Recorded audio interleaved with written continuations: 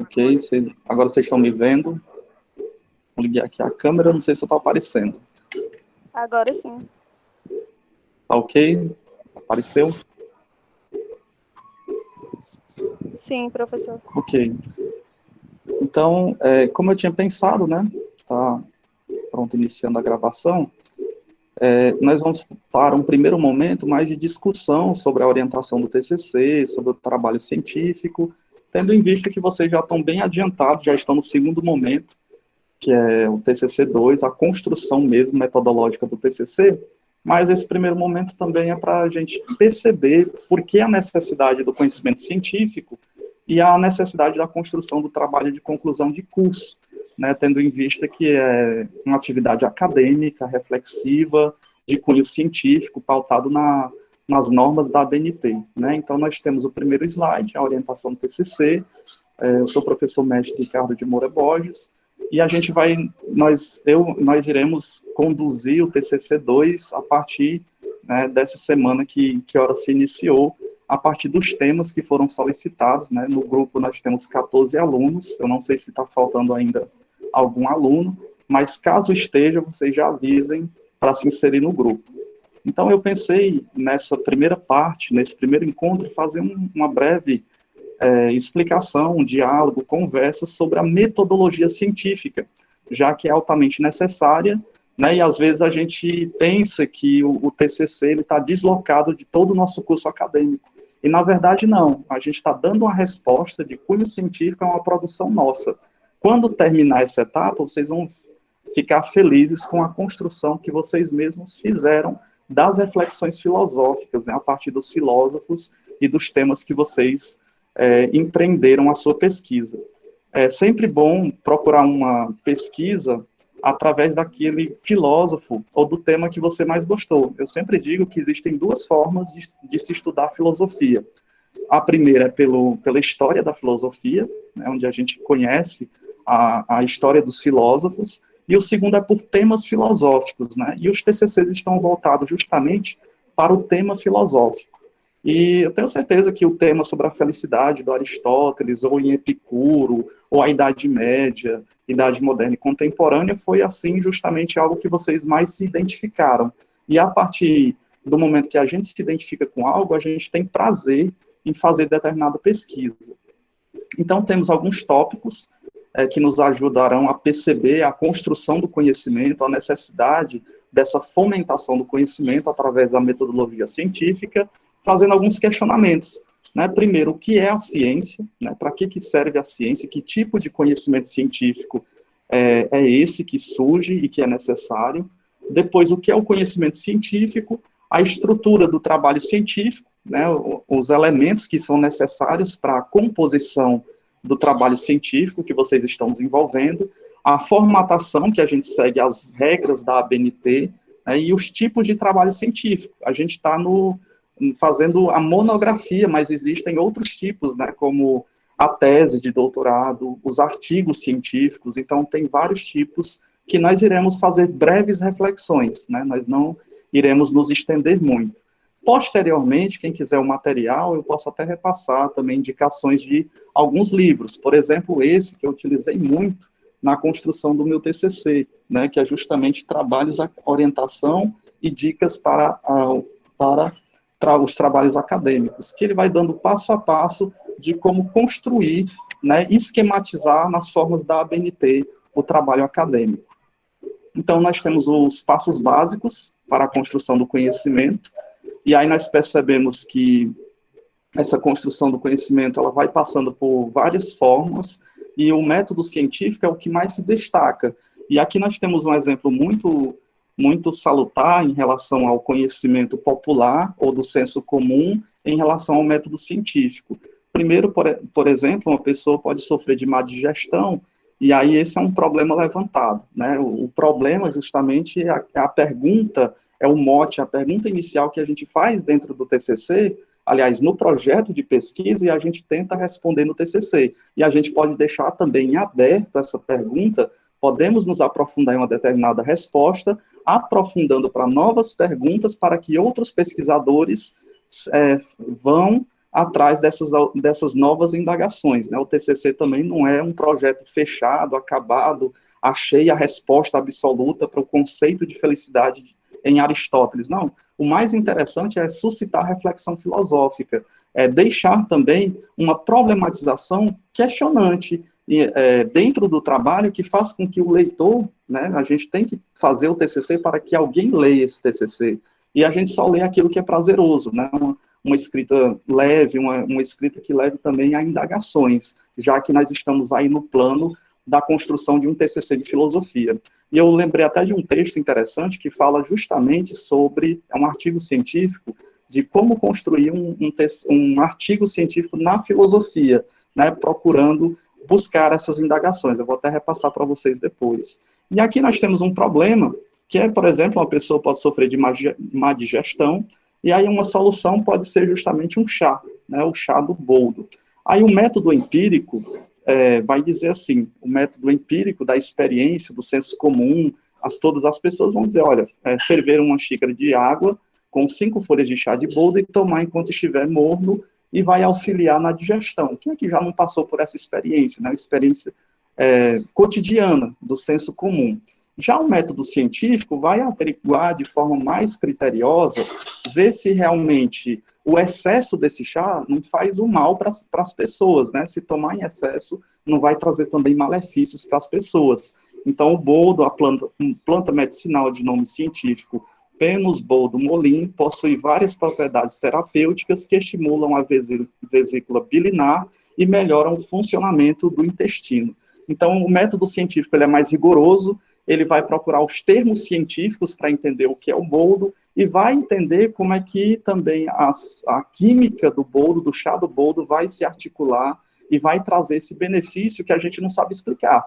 O senso comum, o método empírico sabe dizer o porquê, sabe dizer que melhora a condição, mas não sabe dizer o porquê. Quem vai dizer o porquê é justamente o método científico. Então, aí nós vemos a importância do método científico, porque ele acaba sendo mais rigoroso, mais aprofundado. E ele também vai fazer questionamentos. Será que o excesso do chá de boldo também não pode fazer o mal para as pessoas, né? Como, por exemplo, o café, né? Vez por outra, nós ouvimos no jornal que o café faz bem para a saúde, dito pela ciência. Semanas depois, nós ouvimos dizer que o café pode fazer mal para a saúde. Então, o aumento do tempo de vida, com qualidade cada vez maior, é fruto do desenvolvimento científico, né? O desenvolvimento científico é altamente importante, por isso que ele está na academia, né? Por isso que nós desenvolvemos a ciência, embora nós estamos na filosofia, que é também outro tipo de conhecimento, e é a partir da filosofia que nós percebemos que o conhecimento científico não é fechado em si, ele é aberto para novas provocações, para novos tipos de conhecimento.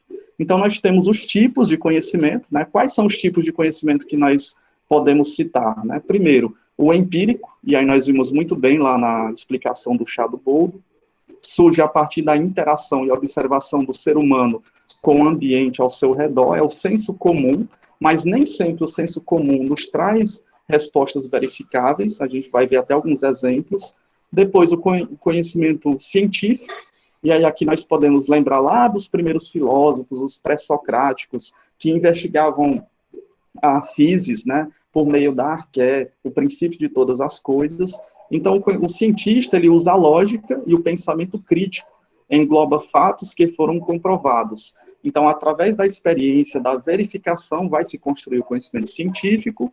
O outro conhecimento é o conhecimento religioso, e é um conhecimento altamente importante também, né, baseado na fé religiosa, acreditando que ela está a verdade é absoluta, né, o conhecimento científico, as verdades podem mudar de acordo com o avanço da ciência, já o conhecimento religioso, ele está pautado na fé, portanto, são verdades inquestionáveis, são dogmas de fé, não importando a religião, né, cada religião tem o seu dogma de fé, e o conhecimento filosófico, baseado em reflexões que o homem faz sobre todas as questões imateriais e subjetivas. Então, no nosso TCC, claro, nós temos que nos apropriar do conhecimento científico, que a gente está produzindo ciência dentro das regras da ABNT, mas nós devemos deixar também o nosso tema, o nosso texto bem filosófico, bem aberto às discussões, às problemáticas, à contextualização do filósofo, né? Já que nós vamos falar sobre determinado conceito para um determinado filósofo, também é interessante que nós percebamos também o contexto histórico e social que esse filósofo está inserido, né? Quais eram as possibilidades que geraram aquele conhecimento para esse filósofo. Lembrando que não existe um conhecimento melhor do que o outro, todos os conhecimentos são necessários, né? Lembrando que até a própria USP hoje, que é uma das universidades mais conceituadas, fundada em 1934, ela, dentro do curso de medicina, ela colocou uma grade curricular, uma disciplina nova, que é justamente falando sobre esse aspecto religioso, né? A ciência, a medicina, não é apenas o conhecimento científico verificável, mas ela percebe que as pessoas que têm fé, por exemplo, em determinada crença, acabam se curando de determinadas doenças, né? Então, até essa cadeira, esse outro tipo de conhecimento, que é o religioso, também é importante. Todos os tipos de conhecimentos são importantes.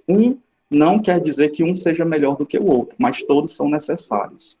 Então, nós temos a classificação dos tipos de conhecimento, né, o conhecimento popular, que é valorativo, a gente atribui a um valor, ele é reflexivo, ele não segue um sistema padronizado, é o conhecimento do senso comum, né, parece, eu sei que é assim, mas eu não sei explicar o porquê das coisas, só sei que é assim, como diz o Chicó, né, o conhecimento popular mesmo, ele é verificável, né, lembrem-se do chá do boldo, ele é falível também, porque às vezes a ciência pode dizer que é verdade ou não aquilo que nós acreditamos como senso comum, e ele não é exato, ele pode variar de cultura para cultura ou de tempo para tempo histórico.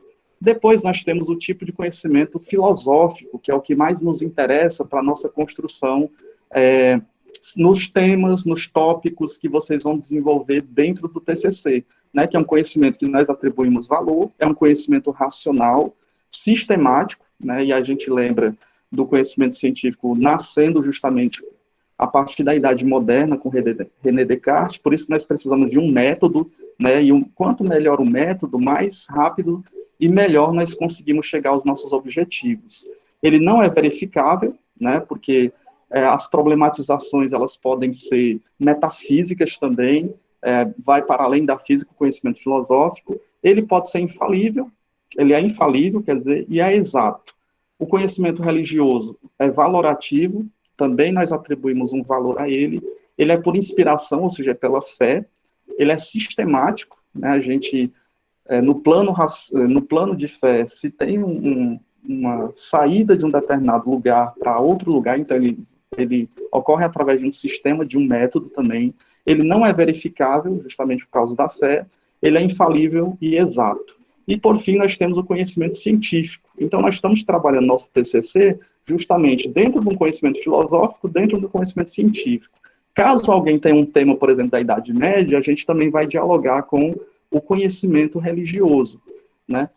E o científico, ele é real, contingente, então ele pode ser de outra forma, como eu disse, a ciência ela vai mudando com o tempo, por isso que ela não é necessária, no sentido que ela é única, mas pode-se cientistas dizer que uma determinada doença seja incurável hoje, daqui a 5 anos essa doença já seja curável, por isso que é contingente. É sistemático também, né, o único que é assistemático, que não recorre a um sistema padronizado, é o senso comum, ele é verificável, né, o conhecimento científico através da hipótese, da constatação dessa hipótese, de como resolver um problema, ele é verificável, ele é falível, né, porque a ciência vai mudando de tempo com tempos, e ele é aproximadamente exato. Às vezes o senso comum, a gente pensa que o conhecimento científico é totalmente exato, mas é uma aproximação, tendo em vista que a ciência ela pode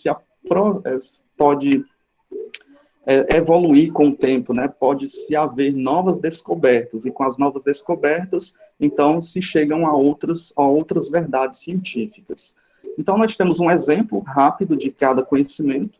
O popular, ou conhecimento do senso comum, ele pode justamente gerar dúvidas. Quem nunca de vocês tem superstições, né? Superstição com gato preto, ou passar por debaixo de uma escada, né? Por exemplo, o personagem está dizendo aqui, claro que eu não acredito nessas superstições. Que superstição é essa? De passar por debaixo da escada, né? Nós temos muitas superstições ligadas até hoje. Mas aí a gente esquece que, no contexto histórico da Idade Média, aqueles que passavam por debaixo da escada, em períodos de guerras e de conflitos, era uma estratégia de quem morava no castelo, os soldados jogarem óleo quente, porque os inimigos invasores estavam subindo naquelas escadas, né, nas escadas gigantes. Então, quem passava por debaixo da escada levava o azar de levar um banho de óleo quente, fervente. Então, isso trazia azar. E aí, com o passar das guerras e do período feudal, ficou a superstição, né, de que quem passa por debaixo de escadas traz azar, né, assim como as outras superstições. Elas têm um contexto histórico. E aí o contexto vai se perdendo e fica apenas o conhecimento popular, que é passado de geração em geração, e a gente acaba não se questionando muito mais sobre esse questionamento. A gente fica apenas com algumas restrições, né? Por exemplo, a questão da escada. O outro, o conhecimento filosófico, a gente pensa que filosofia é apenas o aspecto racional. E aí a gente se lembra que muitos dos filósofos utilizaram os mitos, né? Quem é que nunca ouviu o mito da caverna, o mais famoso do Platão, ou o mito do anel de Giges, também, que é do Platão, ou os outros mitos decorrentes dos demais filósofos, né? E aqui nós temos uma charge muito interessante, que é uma problemática, uma atualização do mito da caverna, né? Imagine várias pessoas num grupo de WhatsApp, se alguma delas conseguisse fugir e trouxesse verdades do mundo exterior, seria tida como mentirosa e coberta de porrada, né? Justamente o que aconteceu com aquele personagem que sai da caverna, e aí ao voltar, né, ele saiu porque as correntes eram justamente as crenças, era a cultura, era tudo aquilo que ele tinha aprendido, e ele ficou acorrentado dentro da caverna. Como ele pensou diferente do esquema, do sistema, ele rompe com as correntes, aprende a andar, já que ele nasceu acorrentado, sai da caverna, e aí, por ele ver a realidade que é fora da caverna, ele tenta voltar para avisar os amigos, e aí os amigos acabam dando porrada nele, né? Ele acaba levando uma surra de seus amigos. E aí aqui vejam que o conhecimento filosófico é justamente a proposta do TCC. A gente procurar também, nesses conceitos que a gente está trabalhando dos filósofos, algo a tentar atualizar. Né? No caso aqui, ele atualizou a questão do WhatsApp, como se fossem as novas cavernas que a gente está inserido, que são as mídias, né? O WhatsApp, o Instagram, o Facebook, essas novas cavernas que a gente se insere, e ali parece que são outros planos que nos distanciam do mundo real. Então é interessante também no TCC de vocês a gente procurar essas problematizações inovadoras, né? Trazer um questionamento que ligue lá o pensamento do Platão, do Aristóteles, do Epicuro, né? Do Sêneca, e aí fazer uma breve atualização, pode ser no final do TCC, no meio do TCC, a gente fazer essa problemática, porque isso ajuda muito a tecermos um diálogo com o filósofo. É muito interessante a gente procurar trazer esse filósofo para os dias de hoje. Claro que a gente não vai viajar muito, né? Mas uma atualização, ela é muito necessária. E aí o conhecimento filosófico não é apenas, porque se a gente apenas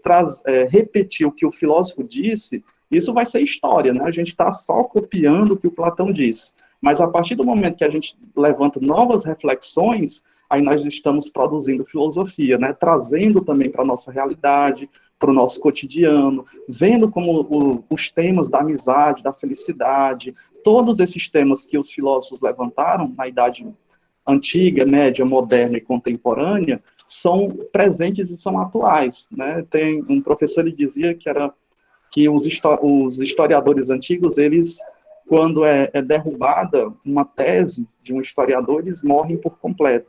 Já o filósofo, quando ele é suplantado por outro filósofo, ele apenas adormece. Né? No caso, o Platão e o Aristóteles, a briga entre os dois, mas um adormece, depois o outro volta em Agostinho, aí depois o outro adormece o Aristóteles e volta na pessoa do Tomás de Aquino. Então, os filósofos eles têm essa capacidade de apenas adormecer, não morrerem como os demais, né? Como dizia esse professor, no caso de teses de historiadores antigos. Então, é muito interessante isso, né? Vocês lembrem sempre dessa charge, procurem outras também, que vão ajudar a expandir o conhecimento, né? Eu tenho certeza que muitos já leram as obras dos filósofos que fizeram seus pré-projetos, né, fizeram seus projetos de pesquisa. Então, agora também é necessário esse estalo, né, que é justamente essa linkagem, essa atualização, como foi feito justamente nessa charge, né? Imaginem aqui uma pessoa que não tivesse nenhuma das redes sociais, e aí ele vivesse a realidade sem as redes sociais, seria muito difícil de viver também, né? E aí é interessante, também tem uma charge do Piteco, né? O Piteco, que é um personagem do Maurício de Souza, que também fala sobre a atualização do mito da caverna, né? O Piteco, ele é o personagem que sai da caverna e ele vai passando pela Idade Média, moderna, chega na contemporânea, ele abre a porta, e aí vem as pessoas assistindo a televisão. Aí eles dizem que a verdade está naquela caixinha, né? No mundo das sombras, também é uma atualização do mito da caverna, né? Muito interessante também essa perspectiva desses desenhos, dessas charges. O outro conhecimento, né, é o conhecimento científico e o religioso, e aí nós temos aqui o científico, um cientista pesquisando como é que a planta cresce, então ele observa o fenômeno, como é que está acontecendo e desenvolvendo, aí ele vai formulando hipóteses, será por causa da água, do oxigênio, de quantas horas de sol, aí ele vai testar a hipótese, né, o cientista aqui está testando a hipótese, o meu mouse está com problema, ele está testando a hipótese, e aí versus o método religioso, o conhecimento religioso, né? Que o religioso é justamente, ele observa o fenômeno, né? E ele aceita a hipótese de forma dogmática, né? E eu, mais uma vez, dizendo que um conhecimento, ele não suplanta o outro. Todos os conhecimentos são necessários, todos os conhecimentos, eles têm uma perspectiva, né? O que muda é a perspectiva, é a visão de mundo que cada conhecimento tem. Então, todos os conhecimentos são válidos. Agora, quando a gente vai para a academia, até, por exemplo, conhecimento, método religioso, quem está, por exemplo, na faculdade fazendo teologia, ele vai ter que se adequar aqui, ao método científico. Ele vai ter que observar o fenômeno, formular a hipótese, testar a hipótese, né? Como testar a hipótese? Ele vai levantar os métodos através do método religioso. E aí vai comprovar a sua hipótese. Então, o que predomina na nossa sociedade, a partir do iluminismo, a partir da modernidade, do René Descartes, é um método científico.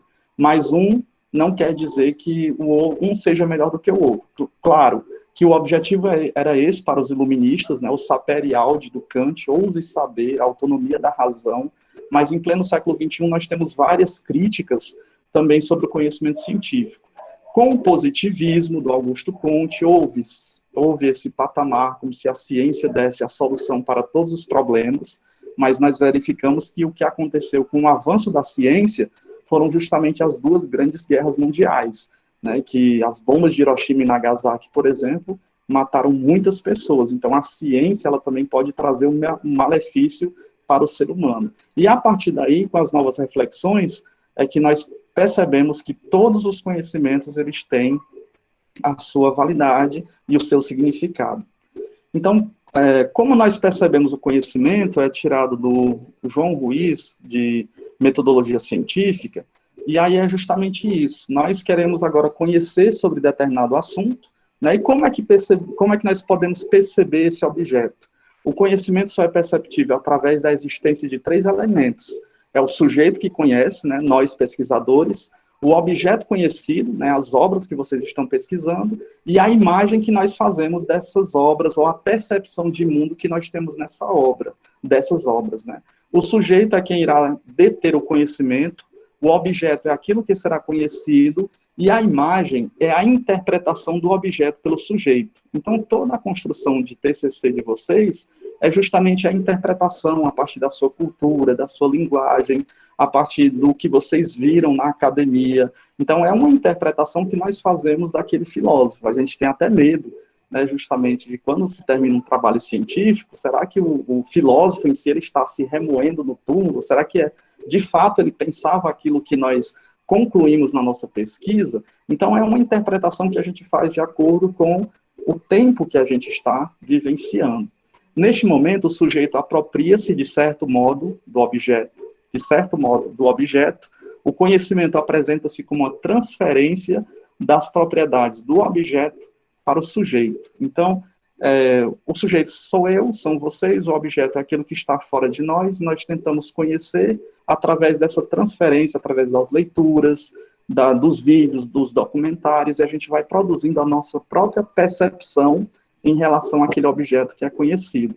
Né? Parece muito com os empiristas, né, e os racionalistas empiristas, aquele debate que havia na modernidade, e aí foi solucionada pelo Kant, né? Lembramos do Kant mais uma vez, que nós não podemos conhecer o objeto na sua totalidade, porque o objeto tem diversas dimensões que nós nem conhecemos, por exemplo, o nosso próprio corpo. Né? O médico é quem sabe o nome dos órgãos internos e externos do corpo. Então, nós conhecemos apenas os fenômenos, né? Aquilo que é apresentado à nossa mente, e nunca o nômeno em si, que é a realidade completa da coisa. No caso do nosso TCC, é justamente perceber que nós vamos trazer a partir do nosso conhecimento, das leituras que nós fizemos sobre determinado filósofo, sobre determinado tema que vocês estão se debruçando a debater, né? E aí nós temos as diferentes denominações de trabalho científico, né? Como eu já havia falado para vocês lá no primeiro slide, nós temos várias formas de trabalho científicos. Primeiro, algumas instituições pedem apenas um artigo científico, mas pelas primeiras informações, o nosso TCC, acho que é 25 páginas, 20 a 30 páginas, se eu não me engano, o artigo científico também é 17, 18, 20 páginas, né? Representa um produto de leituras, observações, investigações, reflexões e críticas desenvolvida nos cursos de graduação, também na pós-graduação, quem for fazer uma especialização em filosofia, geralmente vai se pedir um artigo científico, já no mestrado vai se pedir uma dissertação, por exemplo, no doutorado a tese. Outro tipo de trabalho científico é o paper, que a gente pensa assim, um pequeno texto elaborado sobre um tema pré-determinado. O problema é esse.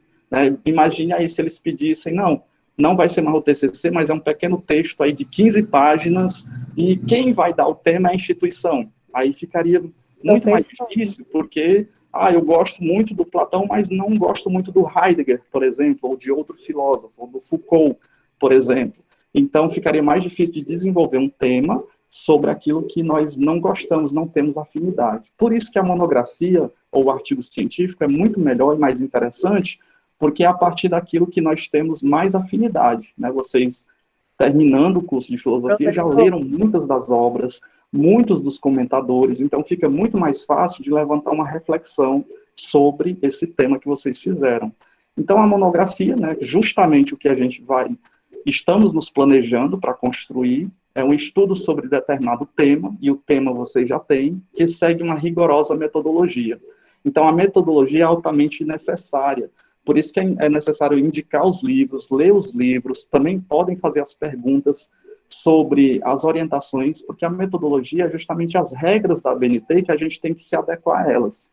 A gente critica o método científico, né, o positivismo, mas um dos frutos do positivismo é o rigorismo científico, né, essa rigorosidade que está expressa justamente na ABNT. Mas, ao mesmo tempo, é necessário perceber que se todo filósofo, estudante de filosofia ou professor de filosofia fosse escrever do jeito que quisesse, ia se tornar uma bagunça. Né? Então, é necessário seguir um padrão, porque nós temos que pensar no outro, nos demais pesquisadores que vão investigar o tema de vocês. Né? Vai ficar lá registrado na UFP a monografia de vocês. Então, vai ser objeto de pesquisa para os futuros pesquisadores. Então, por isso que a gente tem que fazer um bom trabalho seguindo uma metodologia adequada.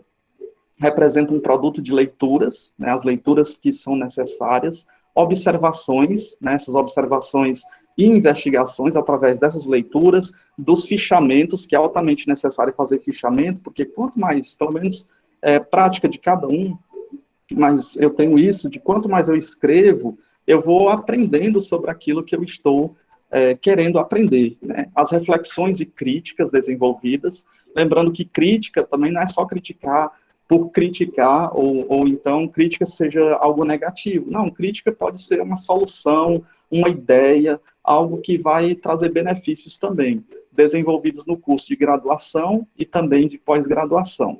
E aí nós temos a dissertação, que é o próximo passo, né? Quem de vocês também já devem se pensar, por que a gente não pode pensar também em fazer os mestrados, os doutorados. Então, para o doutorado nós temos a tese, e para o mestrado nós temos a dissertação, que é algo mais...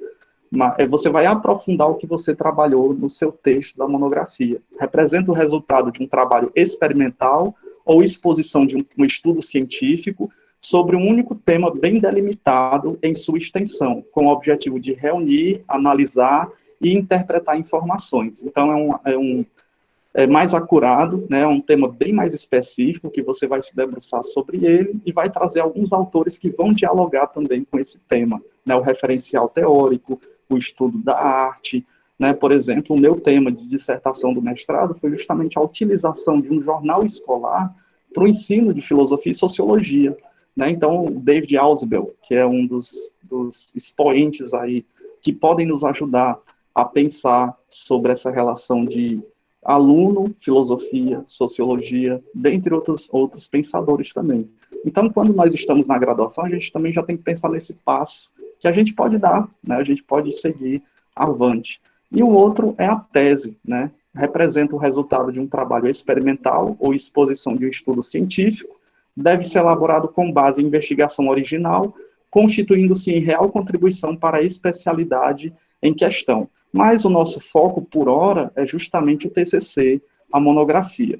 Então, nós temos aqui os trabalhos científicos, a monografia, o artigo científico, a dissertação, a resenha crítica também, que não estava ali, mas estava o paper, né, são diferentes. A resenha crítica, você tem um pensamento mais autônomo sobre aquele tema que você está desenvolvendo, você pode fazer críticas contundentes aos aspectos políticos, sociais, econômicos, e o paper, né, que não está aqui nesse gráfico, que é justamente um tema que não é escolhido por você, então ficaria muito mais difícil de se escrever, mas ele é um texto mais resumido. E aí, para finalizarmos a nossa exposição, nós temos justamente a estrutura do trabalho científico, né? Então, segue-se uma estrutura comum às instituições de ensino superior, mas também vai ser, eu acho que já no SIGA, logo vão se postar a estrutura, né? Se no TCC1 vocês já não tiverem também esse conteúdo, né? A parte externa, que é a capa, que é altamente obrigatório, a lombada é justamente essa parte aqui, né? Nós temos a capa do TCC, a lombada é essa parte aqui que é opcional. Algumas faculdades, universidades exigem que você coloque seu nome, o nome do livro, do jeito que está aqui nessa lombada desse livro. Ela é opcional, ela não é obrigatória. E os elementos pré-textuais, a folha de rosto, que é obrigatório, a folha de aprovação, que a instituição aqui vai conceder a vocês, né, com o nome da banca, que vai avaliar vocês. A dedicatória é opcional, mas a maioria faz, né, altamente necessário. Eu agradecer esses momentos de estudo, dedicação à família, a Deus, a todas as pessoas que ajudaram. Os agradecimentos, a epígrafe, que é uma frase de efeito, ela também é opcional. A dedicatória é agradecimento. O resumo em língua vernácula é obrigatório, aquele resumo que você vai sintetizar o que você trabalhou no seu TCC. Então, o resumo é a última coisa que você faz. Deixe para escrever primeiro o TCC. Quando você lê tudo que você escreveu, aí sim, a última coisa você vai sintetizar de forma breve o que você, lá no seu resumo, né? O resumo em língua estrangeira, penso que na UFP é o inglês, né? Então, procure alguém que traduza o texto em inglês, o resumo em inglês, porque ele é obrigatório. A lista de ilustração vai usar uma imagem, ela é opcional.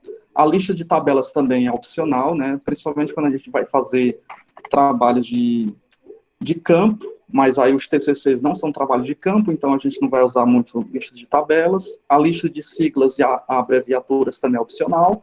A lista de símbolos é opcional. E o sumário, né, que é justamente os capítulos e os tópicos e subtópicos que vocês forem delineando no TCC, esse é obrigatório. Então, a gente vai se atentar mais a esses elementos obrigatórios no nosso TCC de filosofia, né, sobre a folha de rosto, a folha de aprovação,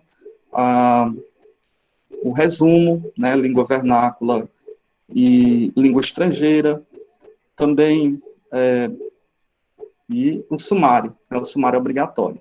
Geralmente, em alguns TCCs, o sumário vem antes, outros vêm depois, né? Aqui eu coloquei de acordo com esse livro, mas aí também a gente tem que olhar os demais livros que apontam onde é que fica o sumário, né? Os elementos textuais, que é justamente agora, o momento do TCC2, né? Agora é que a gente tem que saber como é que nós vamos fazer o nosso desenvolvimento, conclusão, e eu aponto para nós fazermos a introdução também por último momento. Né? A introdução, a gente poderia pensar bases específicas dos temas de vocês, mas o que mais importa, por hora, é o desenvolvimento. E a partir do desenvolvimento da conclusão, é que a gente que se monta a introdução. Porque na introdução, quando a gente lê um livro, por exemplo, ou outro trabalho de TCC, justamente aquelas 3, 4 páginas de introdução é justamente o desencadeamento do que a gente vai ler no desenvolvimento e na conclusão.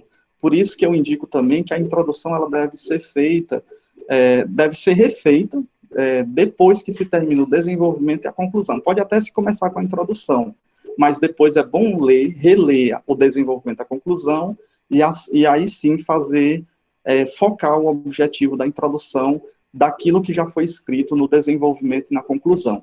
E, por fim, os elementos pós-textuais, né? As referências são altamente necessárias, de acordo com as regras da ABNT, o sobrenome do autor em caixa alta, depois o nome do autor em normal, ponto, em negrito, o título do livro. Então, tudo isso a gente vai aprendendo justamente na prática, que é justamente quando a gente vai pegando os textos dos comentadores, das obras dos filósofos, e a gente vai montando as referências, né? O glossário, que é justamente aquelas palavras, às vezes tem uma palavra difícil, então você faz um mini dicionário, né? O glossário é justamente isso, uma palavra que está lá no meio do texto, você colocou no final para colocar o significado dela. Os apêndices também são opcionais, né? Elementos outros, como imagens, iguais os anexos, também documentos que você fez uma pesquisa, pode colocar no anexo, e o índice, mas todos esses são opcionais, a gente não vai nem precisar utilizá-los, né? Como é na monografia, a gente vai se atentar mesmo desses elementos pós-textuais às referências, né?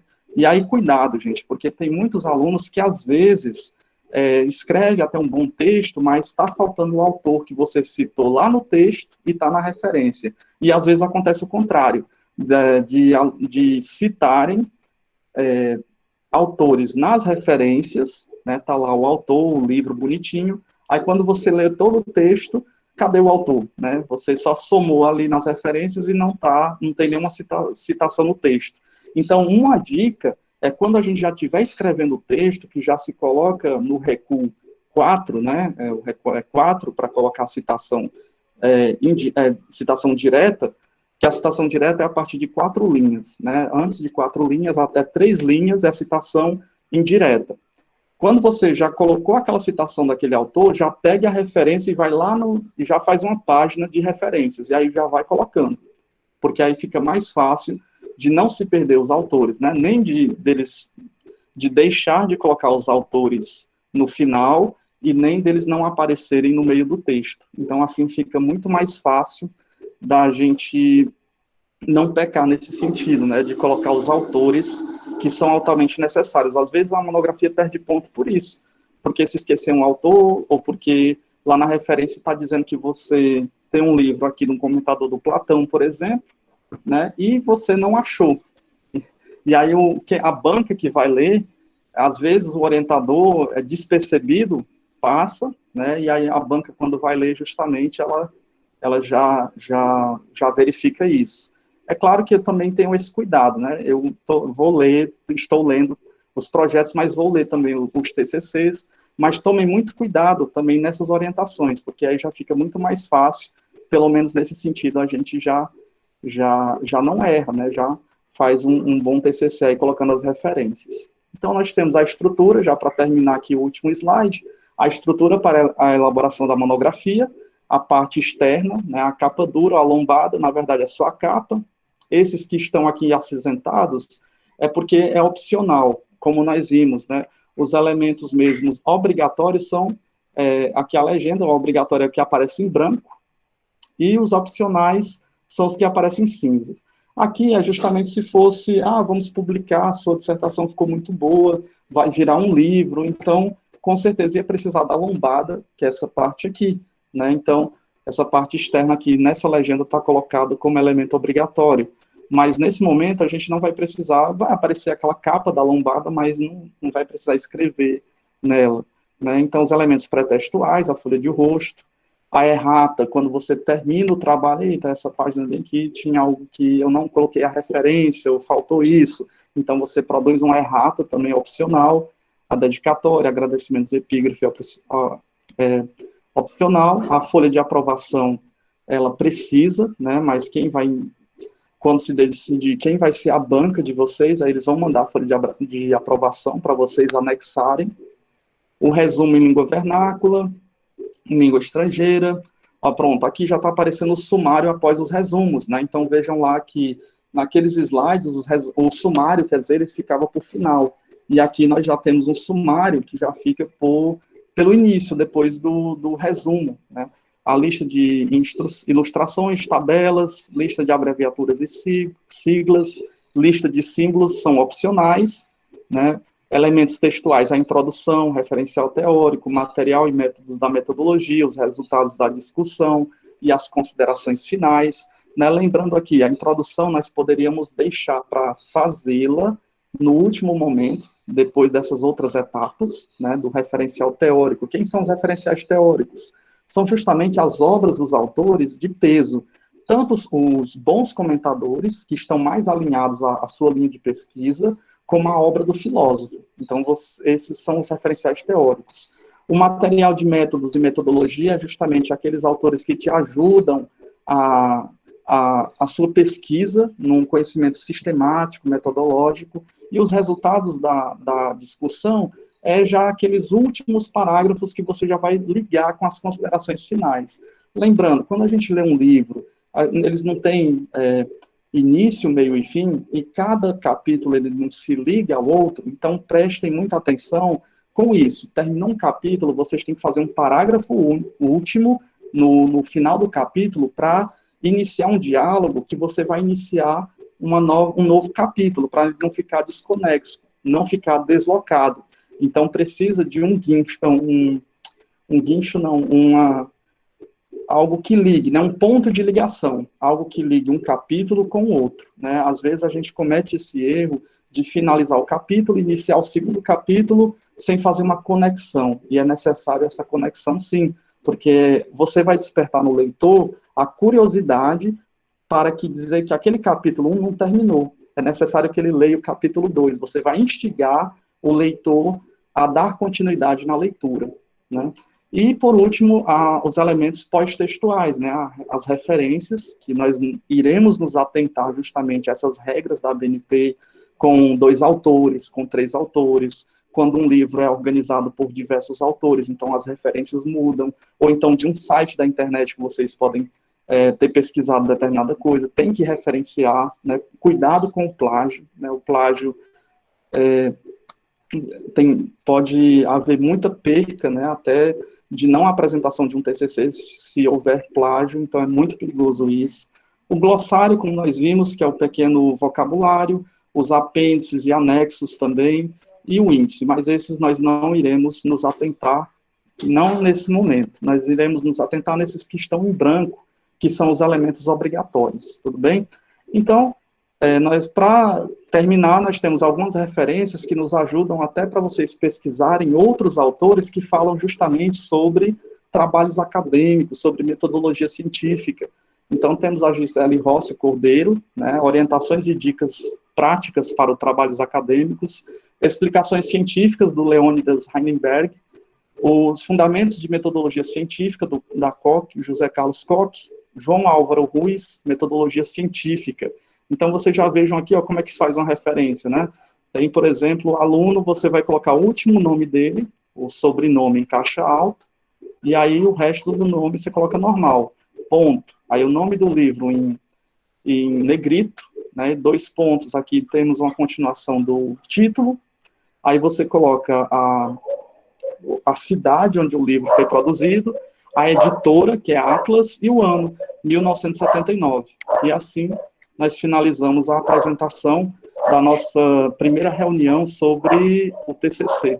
E aí vamos abrir agora a segunda parte para as nossas perguntas. Deixa eu passar aqui. Alguma dúvida, gente? Se tiver alguma dúvida, o momento é agora. Deixa eu tirar aqui o modo de gravação, né? A gente está gravando a nossa aula e a gente vai para o próximo passo, que é o das perguntas.